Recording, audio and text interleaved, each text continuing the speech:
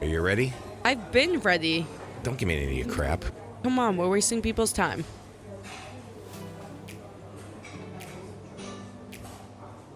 Hi there. Thanks for diving into Two Peas, Same Pod, the humorous podcast of family unity that proves we're all in this comedic roller coaster of life together. Here are your hosts, the father and daughter duo, Eric and Tovah Weinstein. Hello, and welcome to Two Peas. Same pod. I'm your co-host, Eric Weinstein. And I'm the other co-host, Tovah Weinstein. Is there an echo? And no, not really. Okay. And we are a Echo. father-daughter podcast. Father-daughter. Father-daughter podcast. Father-daughter. Basically about nothing. So on this podcast, if you're joining us for the first time, we have three segments. The first segment is World Peas, which is basically our take on one or two pop culture topics for the week. Then we move into Peas Our Family. Peas are family. With our little sister sledge shout out there every week. And that's a story from our family lore, funny story or humorous story about different things that Tovah and I have been through.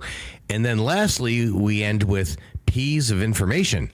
This segment needs all the work it need. And Peas of Information is where I throw a couple of hot questions at Tovah, and she gives me even hotter answers. What if for Peas of Information we kind of switched it around where like you were like, what songs are you liking at the moment that you think maybe the audience would like, or like ask me stuff like that instead of asking me what my favorite color is, like something that the audience can resonate, like what's my favorite Chinese food place to go in the area or like in Massachusetts in general. Like we should be giving people places or things to do, I feel like information instead of the information about me. You can still ask me information, but I think it's fun that we're giving recommendations or suggestions based on like, what are you watching right now? What do you think? Like, I know we like briefly mentioned it and stuff, but I guess keeping this crispy and clean. that is crispy. I think, okay, people, does that sound good? Does that sound bad? Would you like that? Comment,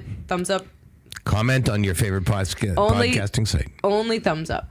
But okay. Okay, so without any further ado, because we are actually recording only a few hours from the time that I am going to be posting. Dun, dun. Bum, bum, bum. And we had an episode last week. We did have an And episode. not one the week before, right? No, we had technical difficulties the week before, also known as laziness. Yeah, what? I just said to you before this, you've had that disease recently. That disease. That disease. In the summer, you're not. Our schedules didn't coalesce to give us the time to record. I know, but back to that, you left the trash outside and the animal got into it. And you were like, I shouldn't have done that. Okay. Like, I don't know. It's just little. I just forgot it. That was a forgetfulness. No, that's okay. But I'm just saying, like, during the summer, you guys used to, like, be so active. You used to go to, like, New Hampshire and go on the waterfalls.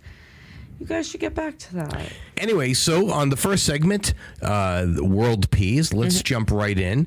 Do you have a pop culture topic this week that we can talk about? I do. Well, okay, what is it? One, we didn't watch the women's Olympic gymnastic trial. I wish we did watch that. Okay. But it was funny because when they showed Simone Biles, they panned over to her husband and then, quote, it said Simone Biles' husband. He said something earlier this year, like saying like people don't know Simone Biles, like they only know me out of this relationship. Is he somebody famous? So in December 2023, he's an NFL player and he got What's his name? Jonathan Owens. Okay. But he was kind of controversial because he claimed he didn't know Simone Biles or who she was before they started dating or anything. And then next topic. Yes. Justin Timberlake's Dewey. DUI is how Dewey. it's pronounced. I think Dewey. the kids say Dewey nowadays. Do they, the kids? Yeah. Is that what the kids say today? Mm-hmm. They say Dewey. Well, hopefully you'll never get a Dewey. Oh, never. You'll never catch me. Especially for Justin Timberlake, you're rich enough to have someone like just rent a service. What kind of car was he driving? A BMW, like a SUV, like a big SUV. But he ran the stop sign and then he was like he swerved a little bit, so that's why the cop pulled him over in the first place. He was in Sag Harbor in the Hamptons. Okay. New York. Yeah. But the cop, I guess, is notorious for like upholding the traffic like laws like in Sag Harbor or whatever, and so people like know him, like the Hampton people, the locals like know who he is, like who arrested Justin Timberlake. But apparently they said rookie cop, and apparently people were calling him a dipshit because he didn't recognize or know who Justin Timberlake was when he pulled him over and was like, "Oh, like you're going to jail, like hands behind your back." Justin Timberlake was like, "This is gonna ruin the tour," and the guy was like, "What?" And Justin Timberlake had said under his breath, said, "The world tour," like something like that, and the guy was like, "Yeah, okay, buddy," or whatever. But people are just calling the cop like crazy for pulling him over and arresting him in the first place. But I'm like, Did Justin Timberlake invite him to come on down to Veganville? well, Veganville, bring it on down. But the cop was so young and new to the force that he like didn't even know who Justin Timberlake was. How can somebody in their 20s not know who Timberlake is? Even I know who Timberlake is. Yeah, what does he sing? NSYNC. Yeah, he was. Bye, bye, bye. Yeah, something like that. Okay, what else you got? But I saw on TikTok someone was like, it's giving Cake Boss when Buddy Valastro got arrested, and they were like, "You can't arrest me, I'm the Cake Boss." He said that to the police officers. Yeah, or when he got arrested for like a bad DUI. Dewey. And Mel Gibson, many years ago, when he was arrested for OUI, went on an anti-Semitic screed like you read about. It's not funny, but It's not funny. A couple weekends ago, I was at my friend's house in Hull. I come down and they're watching like a show, and the dad just goes, "Love Mel Gibson." Who said that? The dad, but I don't think he because I walked outside like cracking up, and they were like, "Oh my God, he definitely didn't mean it or doesn't know or whatever." And is Mel Gibson like funny? He's not funny, but he's had a lot of very manly action movies over the years. Okay. His big breakout role was Mad Max from the late 70s when he was still in Australia. And those movies are still being made. Furiosa, Mad Max, Furiosa, whatever. That's all derived from the original Mad Max. And so he became a star through that, and then he became a really big star in the Lethal Weapon series in the late 80s, early 90s. There were a few of these movies, Lethal Weapon, where he starred with Danny Glover, and Joe Pesci was in one or two of them. And so he became sort of a big action star. Then he starred in some movies during the 90s. But maybe 15 years ago, he got pulled over for OUI. Is that weed? No, OUI is just another way of saying DUI, operating under the influences instead of You don't driving. want to say Dewey? Here in Massachusetts, we use OUI. So he gets pulled over, and he starts on some sort of anti-Holocaust rant, which his father was a notorious Holocaust denier. And he Classic. he starts really throwing around Well, all the usual and customary stuff and the "don't you know who I am" routine and all the usual anti-Semitic tropes that you would hear these days. He's playing his greatest hits. "Don't you know who I am? This is all the Jews' fault." The whole thing. Class. The police officer? Yes. Yes. That is no stereotype. Jewish people in law enforcement. What do you mean? What is it? What does that have to do with the police arresting him? I don't know. He was drunk. He was drunk. Yeah, and we he do should know not Jews have in been law enforcement. Oh, yeah. Shout out Cousin Steven. Exactly.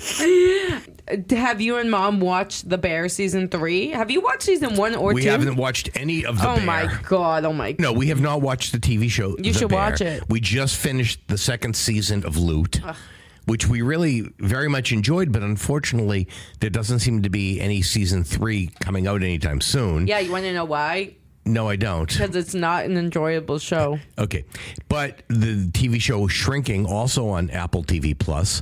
Also an excellent, excellent show. With Harrison Ford, Jason Segel. We really enjoyed that show, but that is coming back sometime soon. We just don't know when. But, hold on one second. Speaking of comebacks, 7 days from now, 7 days, maybe 8 days. 8 days from now. 8 days a week. The return for the final season, Cobra Kai. Wax on, wax off.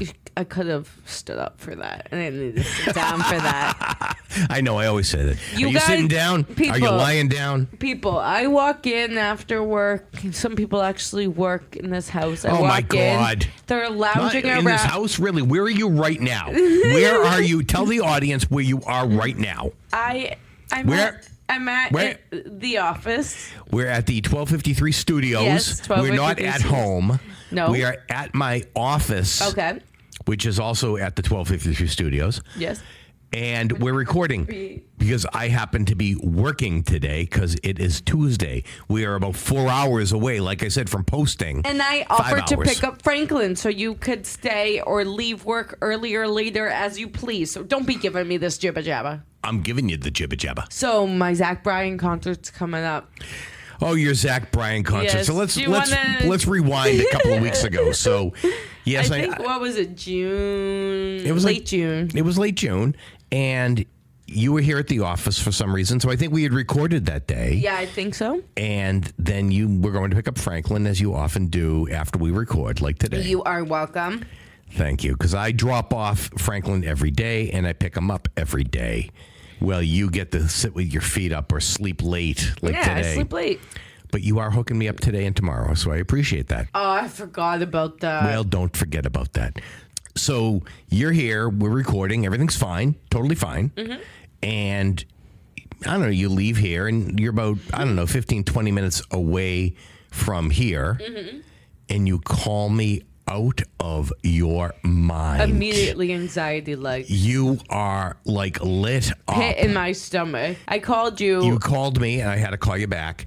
And I called you back a couple of minutes later. You're already crying. You're out of your mind, screaming. I don't know you're if like, I was. You're breathing. Yeah, you're breathing heavy. I can hear. I could probably feel your heart beating fast through the phone. You were like so out of your mind. And the reason was because you had heard a commercial or some advertisement on the air about Zach Bryan's concert that night at Gillette. Right? No, I had seen something before I started driving. I think to pick up Franklin. And then I'm sitting in the car and I'm like, wait, Zach Bryan, it's Wednesday. Why would he have two concerts on a Wednesday? And my concert in July is on a Wednesday. But hold on. At the time when you called me, you were all up in arms because you thought you were missing the concert that you had paid a small fortune for tickets. Oh my right? God, we paid a fortune for these tickets, and yeah, I thought we missed it, but I was like, all of a sudden, oh my God, the concert's tonight, and you are. The concert was going to be like an hour and a half. It rained that night, by the way. Yeah, the concert was going to be in an hour and a but half. But people got revived by the rain. Revival. Oh, is that his song? We're having an all night revival. Yeah, yes, let's let him sing that. Oh my God. So you call me, you're in a tizzy, and what did I ask you? I said, did you check your calendar? Yeah, no, you said, did you go into Ticketmaster? And I was like, I can't, I'm driving. I was like, I can't do that. I was like, can you check the dates and check the date of the one in July? And then I was like, just let me know the date of that one. For some reason, Ticketmaster was showing me a date in August 3rd when he's going to be in North Carolina, but I didn't look at the location, so that's my bad. But I was like, no way, he has 3 dates. I was like, now what the hell? When is my concert? And so I started. No, it wasn't when is my concert. You're like, oh my God, I think I'm missing the show tonight. I think I'm missing the show tonight. I think I'm missing the show tonight. I was like, what the hell do I do? What do I do? And then I checked. I got to pick up Franklin. Check Ticketmaster or check your calendar. Mm-hmm. Don't you use your calendar? And you're like, yes, but I might have been wrong. And anyway, as it turns out, I was not wrong. You were not wrong. The concert is on a Wednesday, and it is in the middle of July. It's next Wednesday. Yeah. And is it next Wednesday? Yeah, and it's on. So I guess you can't pick up Franklin next Wednesday. No, I can't pick up Franklin next Wednesday. Are you working next Wednesday? No. I hope not, because otherwise it's going to cause a problem. No, I'm not. I already told her I'm not. And I put in a bunch of time at the end of August. And I told you I might have to work at the Hingham location. I didn't hear that. Oh, I might have to work at the Hingham location because, we need coverage on, late August when I'm away. And my manager has tickets to, see something with my other coworker. So neither of them can work. And so we need another person for coverage. So I was like, she was like, Hingham asked if we could, provide coverage. And I was like, I guess I can provide coverage to them if they can guarantee coverage for August because that's when I'm going to be away. So I was like, I guess. And she was like, yeah, I guess you are going to be away. Oh, Karen Reed, really quick. So last week we talked about this Karen Reed trial down in Dedham that had made the national news. The trial was going on for 8 weeks. The jury was faced with some really convoluted evidence. A lot of crap was thrown at the wall on this thing. And as it turns out, as we mentioned last week, the state police officer, the state trooper that had testified, the lead investigator, he has now been suspended without pay. His testimony was just terrible and really just his whole presentation was awful. It may undermine the state's success in other trials now. But the reality is that the jury came back after 3 or 4 full days of deliberation, and they declared a mistrial. They could not allegedly reach an agreement on the charges. But here's what's interesting. I don't know. People are saying that the jury did reach a conclusion. Well, it was in the news because the defense attorney filed some sort of motion to dismiss the 2 murder charges because he said in his pleadings that 3 different jurors reached out to the defense team to let them know that they had all unanimously voted not guilty on the 2 murder charges. And they couldn't reach a decision on the 3rd one, which was like operating to endanger or something like that. And he's asking the judge to dismiss those charges. There is a hearing set up for July 22nd on the overall case because the Commonwealth has declared their intent to retry. Yeah. But this may affect it. And I don't believe the judge polled the jury about it. And I'm not sure the jury knew that they could have found not guilty on some or guilty on some and not guilty on the others, Yeah, or I'm confused. mistrial on one of the 3 counts or what have you. So there's going to be a lot of post-conviction appeal. Is the jury type allowed work. to reach out after and be like, this happened when in the voting room? Like, that doesn't seem right. No, I'm not sure I believe it necessarily, but now the judge has actually impounded the identities and addresses of the jurors so that they don't get harassed and they don't. People I can't don't with the judge. So Karen Reed, right now, mistrial charges are pending. Who knows what's going to happen? If I was everybody, I'd work out a deal and be done with this thing.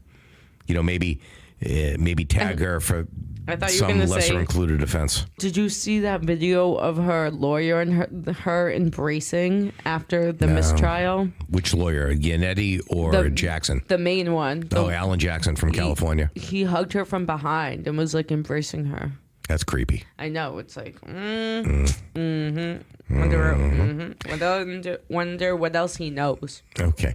So now, why don't we move into Peas Our Family? He's our family. Thank you, Sister Sledge. Hey. What story this week should our audience hear about?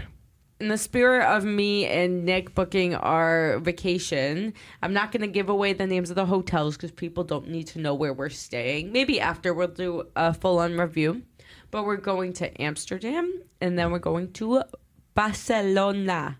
How do they say it? Barcelona. Something like that. Something weird like that. But I literally just saw a video on TikTok of protesters just like spraying Americans sitting saw in like that too. in a cafe. Not on like TikTok, but I saw it in the It news. was like, don't travel to like Barcelona, and they were like, no tourists, get away tourists. Yeah, of so- course. so I'm gonna enjoy get hate that. crime to get in the spirit of everything. I think we talked about that the last time, but when we went in 2017 to Barcelona, we intended to fly in on a Friday. We were catching our cruise ship, I think, on Saturday. Yeah, so what happened was the day before our arrival in Barcelona, there was a terrorist attack right outside our hotel, literally curbside at our hotel, because we were staying at a hotel at the very top of Las Ramblas, which is the main drag there that everybody walks down, and it's got shops and restaurants and But the whatever. attack was someone just driving a big SUV. Somebody drove a white van over the curb and onto the pedestrian walkway in the middle of Las Ramblas and killed 19 people. But it happened right at the fountain, right at the beginning where we were staying. And we have pictures. I have pictures I posted on Facebook Of the back vigil? then. Yeah, of the vigil. But they had locked down the city basically when we arrived. They locked down the city before we departed, and I spent a lot of time talking to our travel agents who were making calls over to the hotel and to other contacts in Barcelona to make sure that people could still come in. And ultimately, Mom and I debated back and forth for a little bit as whether we should go or not. But the reality is we were going there as the first stop to get on the boat. And once we're on the boat, we just assumed that, we'd be on our tour.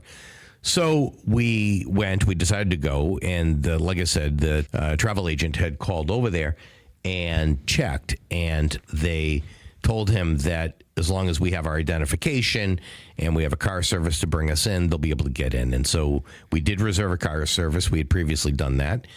The gentleman did pick us up at the airport. He took us down to the hotel. The sign. Yeah, at a sign. Yeah, you, Dr. Galakowicz. That you don't know what that means, but anyway, yes, I am Dr. Gallywaychik. So Anyway, he took us to the hotel and we got in, but they told us we really couldn't go very far because right outside our hotel were all the military, right? The soldiers walking around with rifles, with the rifles slung AKs, over their shoulders. AKs, like they had it all. And you had just come back from Israel a few weeks earlier. Yeah, and I was like, this is familiar. Yeah. And so the furthest... Because in Israel, we traveled with a security guard / medic who probably shouldn't have been allowed to treat children because they had no idea what was going on. In any event, the city was in such lockdown, and the president of Spain was coming to Barcelona to visit, to view what had happened that Saturday. So everything was especially locked down. We couldn't really get around. You know, we walked down to Starbucks that next morning to get a cup of coffee, but... we were only there one night because the only dinner we had, we wanted to walk around the corner. There was a very small block of area that was accessible to us. I think it was literally next to the lobby. Yeah. Like it was next door to the hotel. So Tovah didn't want to walk because she was afraid of what had happened, and it was nerve-wracking. But we thought that it was probably the safest time because the attack had just happened. And the punchline is when you go away and you want to eat at a restaurant that is like local food and you want to have the local experience. So we did just that. Yep. We went to a local restaurant and what was it called? It was called Hard Rock Cafe.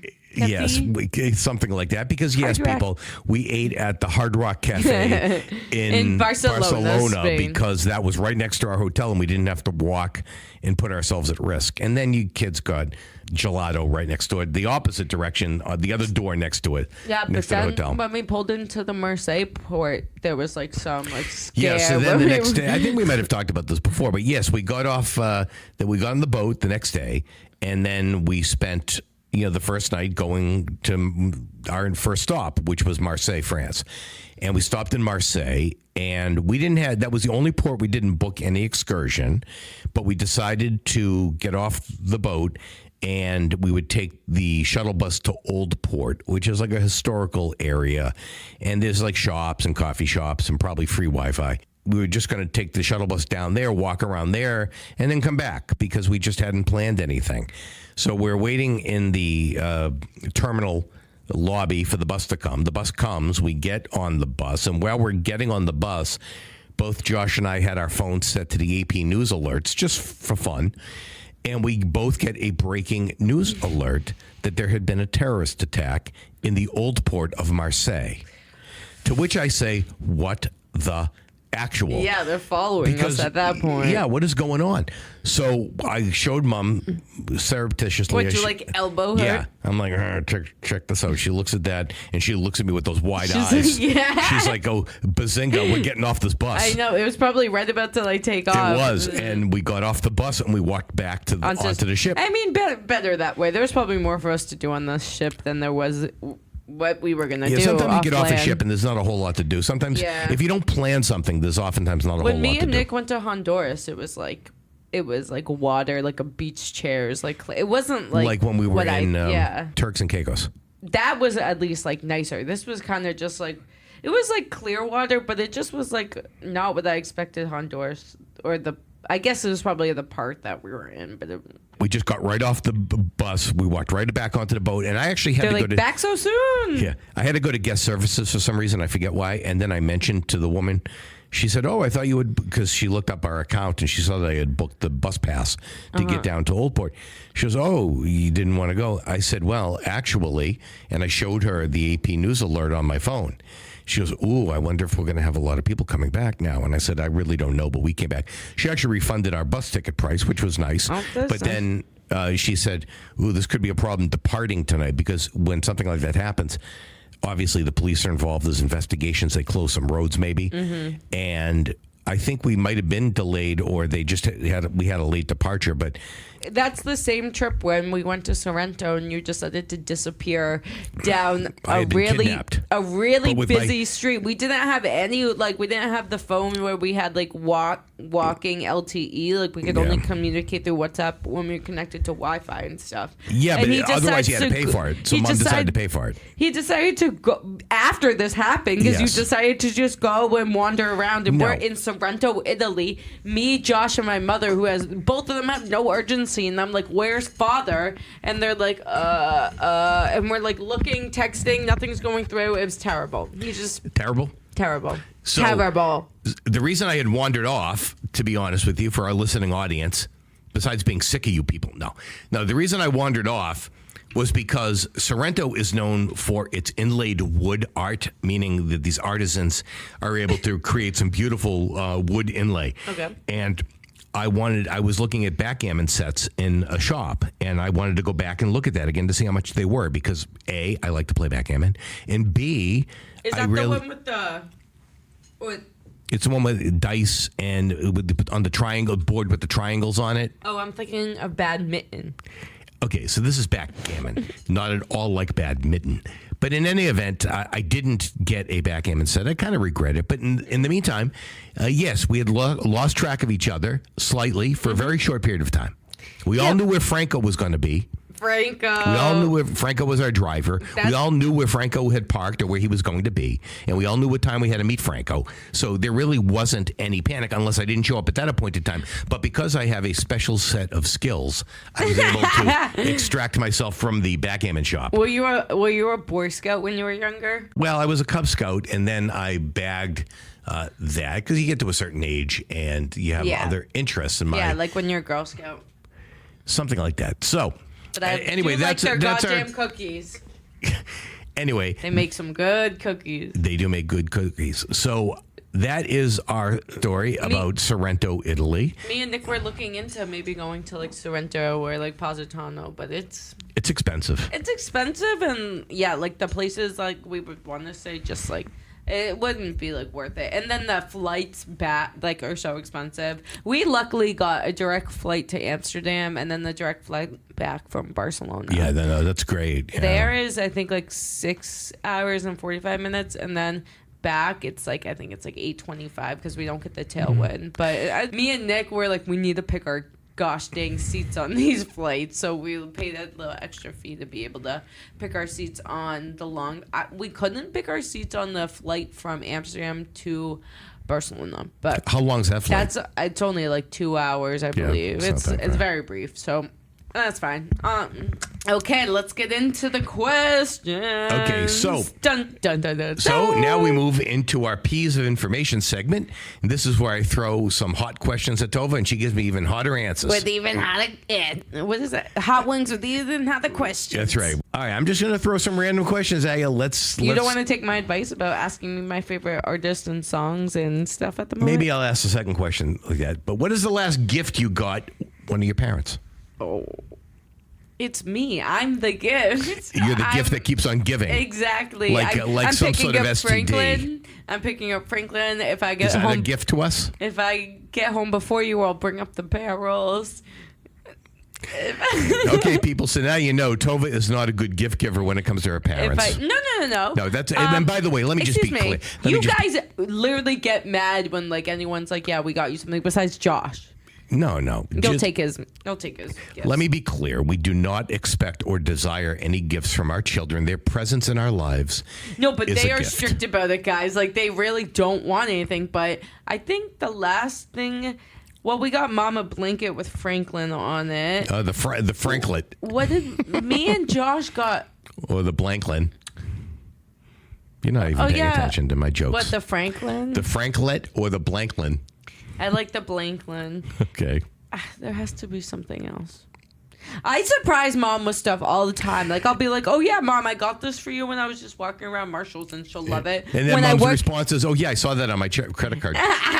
Yeah, so that's a real gift. When I worked at that leather, I would get her stuff, surprise her with that. I give you, you guys love my reusable tote bags.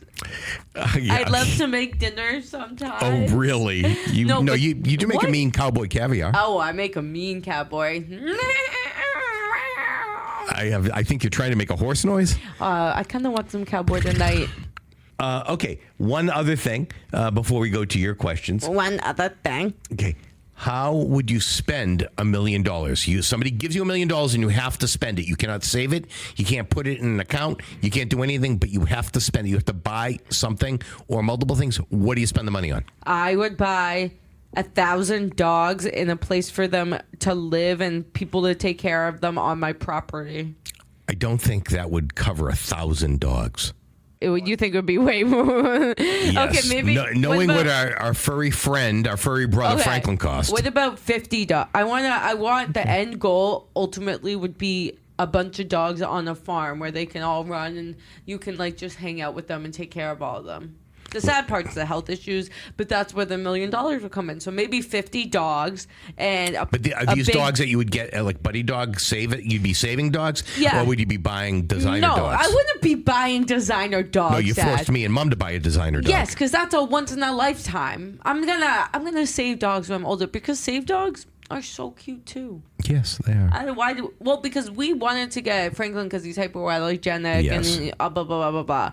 But with these dogs, I'll save these dogs, but maybe not the gross ones, like the rat dogs. Okay. No, them too. They deserve a home.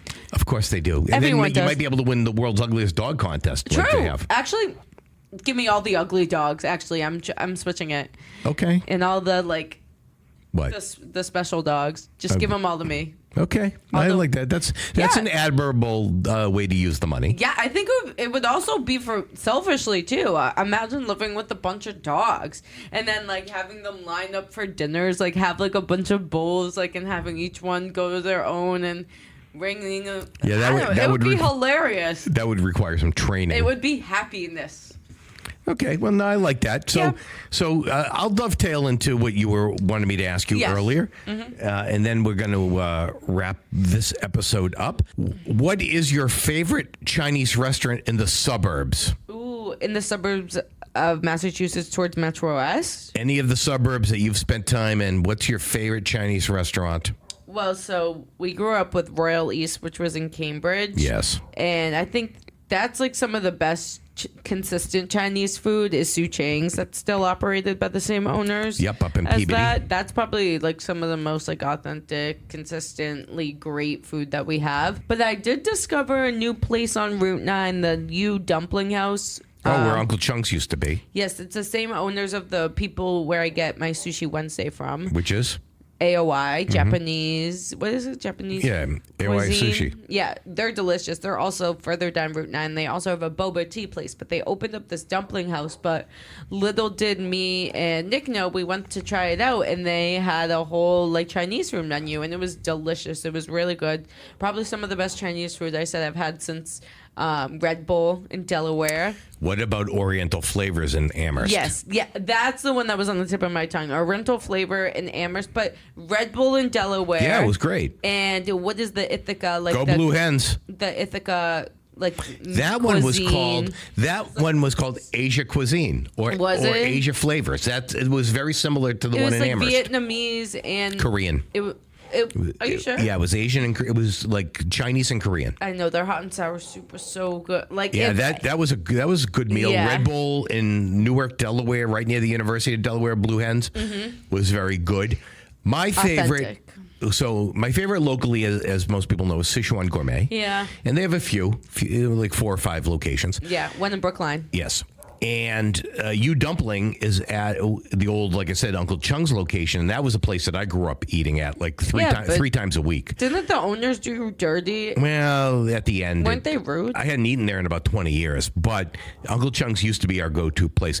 I love Oriental Flavors in Amherst. Now, that was every chance you get. That was not there when your mom and I went to school, which is back in the 80s. But that we did discover it while Josh was up there. Yeah. And that we've never had a bad meal there. In fact, sometimes I crave a couple of their dishes. And in fact, the very first time during the pandemic that we came up to see you, this is after you had gone back to school. I think it must have been like May of your sophomore year.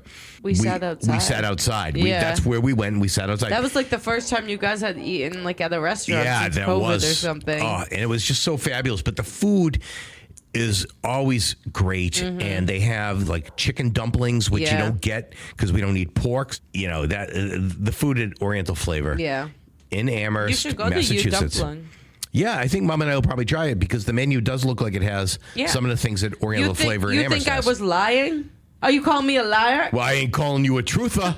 I love that line. Like we said, people, if you want to see Yeah. Josh Peck Be foul. totally raging in the most I know. foul possible way as a little kid, and like we said, we always find little kids swearing funny. Mean Creek. Yeah, Mean Creek is brutal. Do not watch it at Brutal. work with the speakers turned up. It is something. And on that note. And on that note, okay, this has been Two Peas. Same pod. See you next time. Sorry. Okay, this has been Two Peas. Same pod. See you next week. Wait, what is it? See you next- This has been Two Peas. Same pod. See you next Tuesday. Okay, we're going to do it one more time. Okay. 3, 2, 1. This has been Two Peas. Same pod. See you next Tuesday. Thanks for listening to Two Peas, Same Pod, hosted by Eric and Tovah Weinstein. Please subscribe and join us next time as we continue to share humorous anecdotes, funny mishaps, and comical observations from our own lives. Two Peas, Same Pod is produced by 1253 Studios, bringing always humorous and sometimes thought-provoking conversations to you through your favorite podcasting sites. Creative Content and Marketing Director Tovah Weinstein. Executive Producer and Chief Editor Eric Weinstein. Music by MBB. Find his work on YouTube by searching for MBB Music or at mbbmusic.com. Special thanks for the intro, outro, and trailer voiceover to Jordan Rich of CBS Boston Radio and Chart Productions, providing audio and voiceover recording and production, as well as podcast production and support. Visit Jordan at chartproductions.com. Funding for Two Peas Same Pod is provided by the Law Office of Eric Weinstein and listeners like you. Please consider subscribing and supporting this podcast. Until we meet again, this was Two Peas Same Pod, a 1253 Studios production.